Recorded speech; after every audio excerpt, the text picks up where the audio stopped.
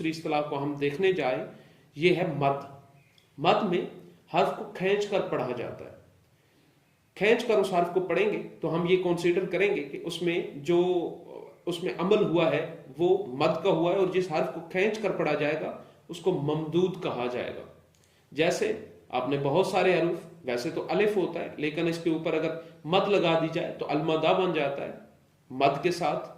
और आम, जिसमें अलिफ को बढ़ाया गया है, अलिफ को खींच के पढ़ा गया है, आम। इसी तरीके से नीचे मैंने एक और एग्जांपल लिखी है आलू, जिसमें अलमदा को फिर दोबारा से खींचा गया है और इसको पढ़ा गया है। तो इन दोनों हरूफ में जो अलिफ है उसके ऊपर मद आ रही है, तो इसको हम ममदूद कहेंगे अलिफ को, चूंकि इसके ऊपर मद है।